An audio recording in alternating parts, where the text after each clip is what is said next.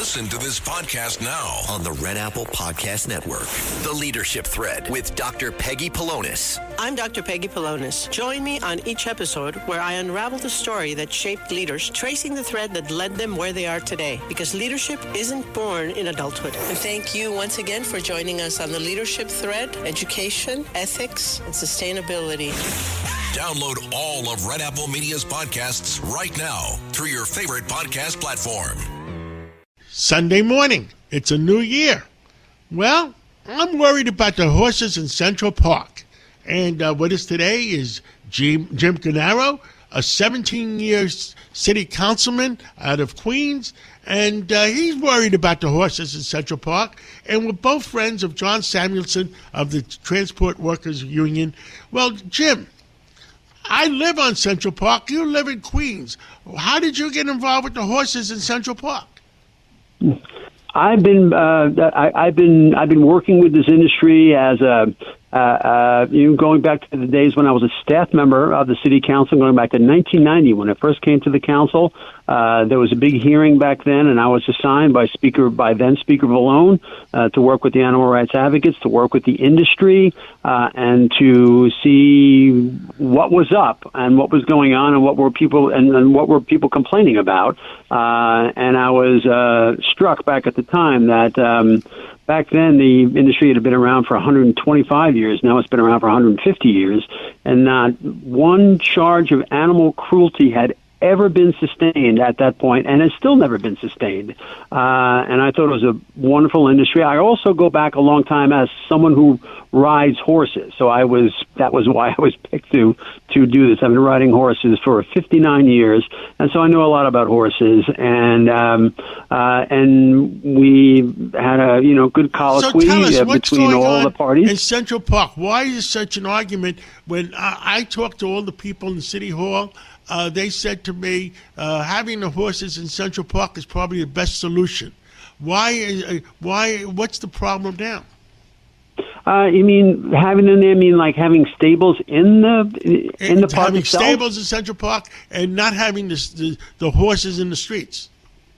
I think the Central Park Conservancy would have a real problem with having having the horse housed in the park. Plus, they already have housing, and all they have to do is traverse from the west side to the park, and that really is not a problem. There used to be a lot of rides in the streets, and now they only operate in the park. So I don't see the back and forth from the stables to the park to be a big deal, and I don't know as though that would ever pass muster because now, is this going to be up to the city council? We'll see.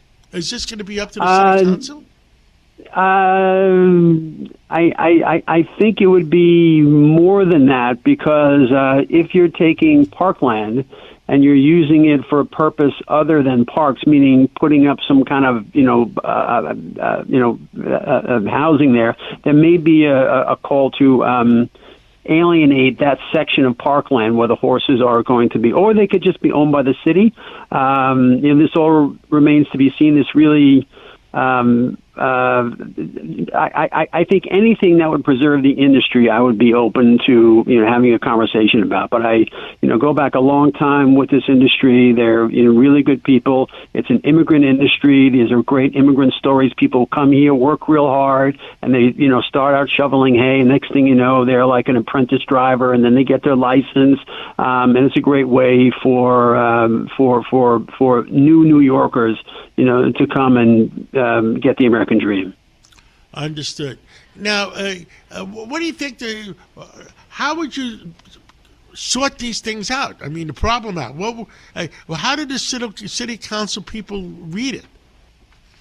The many members of the city council are influenced by the animal rights advocates, and if you're running for office, you don't want to be on the bad side of that group. For me, myself, I don't care. I do what I think is right, but I think that is what's going on here. But the more one gets educated about this industry and the health of the horses and the relationship that the drivers have with the horses and the engagement of the union, you realize that everything is really doing well, and particularly an industry that has never ever had an accusation of animal abuse ever sustained. I got to get done. Jim Gennaro, City Councilman Jim Gennaro. Bottom line, we only have a minute left to this conversation. What's going to happen? I think we're going to reach an agreement by which the industry stays afloat. How that actually happens, whether they sell off the stables they have now, but anything that sustains the industry is something that I could live with. And of course, I'll be working with John Samuelson, who is a great representative for this good industry. And so I just want to make sure that people can continue to have rides, and I will use my 35 years of working with this industry to try to prevail on my colleagues to come to some common sense here. So, good John Catsimatidis common sense. Thank you. 5 years from now, will I be able to get a horse in Central Park to ride around on a sunny day?